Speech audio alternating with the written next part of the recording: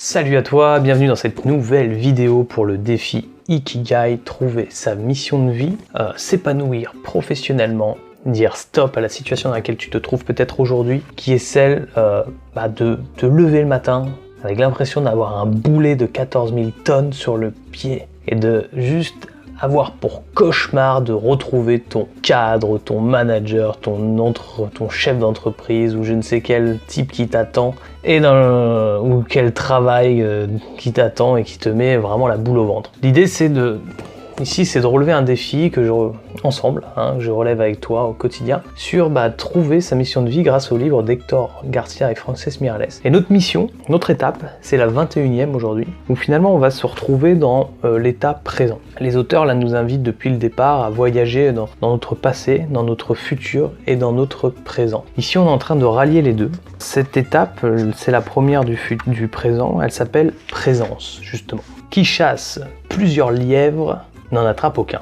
Alors cette étape, elle était assez difficile pour moi de comprendre exactement où il voulait en venir. Je te le dis clairement, mais finalement, en y réfléchissant, j'ai compris, enfin en tout cas, j'y ai amené en fait du sens dans ce projet, dans l'importance finalement de la présence et de ne pas courir 50 lièvres à la fois, lorsque on est dans une période difficile de reconversion ou de transition professionnelle, ou en tout cas quand on cherche vraiment à se sentir mieux dans son travail. Les auteurs ici nous parlent simplement de la capacité qu'on entend beaucoup dans les milieux spirituels, de se connecter à ce qu'on fait de façon vraie et sincère. Souvent, quand on discute avec quelqu'un, finalement, on n'est pas vraiment dans la discussion, par exemple. On va être en train d'écouter la personne, mais tout en pensant à autre chose. Ce sont par exemple, Krishnamurti en parle très bien dans ses ouvrages, de la façon, de l'importance de la présence lorsqu'on vit, lorsqu'on est dans ce moment présent. Pourquoi c'est important finalement et pourquoi ça va t'aider à trouver ta mission de vie que d'être capable de te connecter au moment présent? Alors c'est vraiment une question cruciale, puisque sans cette réponse finalement, quel intérêt de s'intéresser à ça? C'est vrai, à quoi bon s'embêter à essayer de se connecter au présent si ça n'a pas d'intérêt pour trouver sa mission de vie? Et ce qu'il y a derrière, c'est que, en tout cas le lien que je fais moi avec l'expérience que j'ai eue d'une reconversion, c'est que lorsque tu es dans cette période, en fait il y a beaucoup de stress et d'angoisse qui peuvent émerger. Moi j'ai été relativement et assez stressé à certains moments pour une raison très simple. En fait le stress, pour comprendre l'origine du stress, c'est extrêmement simple. Tu as un objectif en tête par exemple, un objectif Shinkansen qu'on a par exemple fixé. Là mon objectif, supposons que c'est d'aider à atteindre 100 000 personnes à atteindre leur épanouissement professionnel. Le fait de ne pas y être encore et de vouloir y arriver, la distance qu'il y a entre l'état présent dans lequel je suis et le futur me génère en fait une distorsion, un stress très important. Et en fait le stress, il existe par la projection qu'on a de notre désir en fonction de ce qu'on a aujourd'hui. Et c'est donc la frustration, ou en tout cas le fait de ne pas y être, qui peut générer du stress. Par exemple, souvent on est stressé quand on fait un mois commercial, par exemple, comme j'ai été commercial, c'est un exemple qui me parle, mais quand on est à 0 vente et qu'on doit en faire 10 dans les 5 jours qui suivent, et que si on ne le fait pas, on va se faire taper sur les doigts, il y a un stress extrêmement fort qui commence à arriver. Le stress arrive quand on n'a justement pas réussi à atteindre ce qu'on veut. Et finalement, le stress disparaît quand on atteint ça. Donc, ce qui va se passer pour toi ici dans cette reconversion, ce qui m'est arrivé à moi, c'est justement d'avoir un objectif, avoir des envies et de voir à quel point il y a beaucoup d'étapes à franchir avant d'y arriver. Et en fait, ces étapes-là vont être source de stress et d'angoisse. Échapper à ça, il est très important en fait de ne pas agir de ne pas faire ce que tu as à faire. Tu vois, de monter chacune des étapes que tu dois faire pour atteindre cet objectif. Il ne faut pas le faire avec du stress et de la pression. Il faut réussir à le faire avec un état présent, c'est-à-dire avec une capacité à rester ou à se concentrer, à se focaliser sur la tâche présente maintenant. Ça, c'est une vraie difficulté. On en a parlé d'ailleurs dans l'étape 12, les auteurs nous ont invités à réfléchir à la façon dont on gère notre temps. Mais c'est vraiment quelque chose qui va se manifester pour toi. D'ailleurs, à ce propos, une des raisons pour lesquelles le stress peut émerger, et c'est une réflexion que je me suis faite en lisant le livre « Votre cerveau n'a pas fini de vous étonner ». Ici, là, les auteurs, en fait, c'est un recueil d'interviews de psychiatres, psychologues français reconnus qui sont à la pointe de des neurosciences également, comme Boris Cyrulnik et Jean-Michel Gourlian par exemple.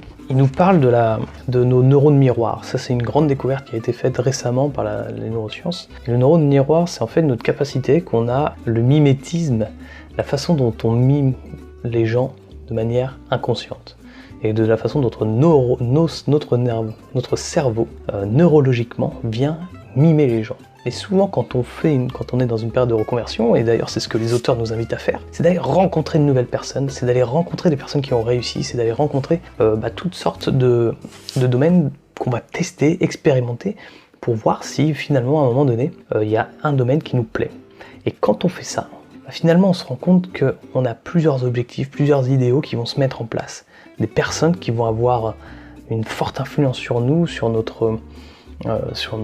envies, nos aspirations. Et le fait de ne pas être à leur niveau, de ne pas avoir ce qu'ils ont, tout ça sont des facteurs de stress très importants. Et donc la capacité à rester dans le moment présent, à se reconnecter à soi, à être capable de se concentrer sur des tâches sans être dispersé est extrêmement important pour réussir justement à atteindre ton objectif d'épanouissement professionnel. C'est pourquoi je t'invite à faire cet exercice que les auteurs nous invitent à faire également, c'est de prendre 3 moments dans la journée pendant lesquels tu vas vraiment te focaliser sur 3 tâches précises que tu auras prédéterminées dans ton planning, dans ton agenda. Par exemple, moi ce que j'ai décidé aujourd'hui de faire, c'est j'avais ma belle-mère qui était ici pour garder la petite l'après-midi pour que ma compagne puisse faire d'autres choses. Du coup, le moment où on a pris le thé ensemble, je me suis autorisé une petite pause d'un quart d'heure, et j'étais avec eux.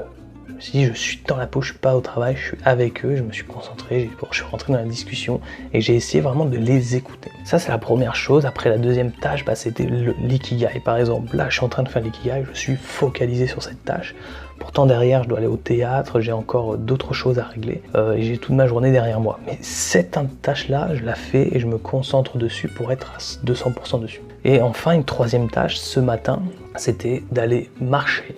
Et de marcher en étant juste focalisé sur la marche, la nature, sur l'environnement qui m'entourait, pour profiter de ce moment-là de ressources et ne pas être déjà dans le travail. Voilà. Donc ça, c'est un vrai boulot parce que franchement, j'ai beaucoup de difficultés à le faire. C'est quelque chose qui me demande un effort réel. Mais une fois mis en place, je pense que c'est la capacité ou c'est une des forces de toutes les personnes qui ont un épanouissement professionnel très grand, c'est d'être capable de se focaliser sur des tâches sans se distraire.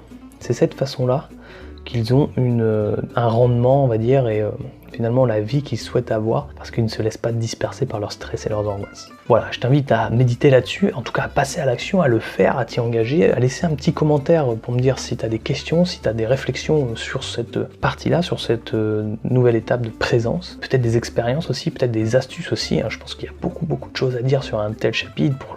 Pour moi, on l'aborde en surface, mais voilà, l'idée c'est aussi de faire, de poser des graines qui vont peut-être donner de beaux arbres, en tout cas de belles plantes, par la suite pour toi et pour justement trouver ta mission de vie. Je te dis en tout cas à demain. Le prochain chapitre, c'est écrire.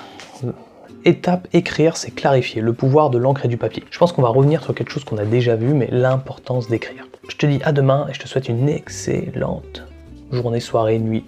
Ciao.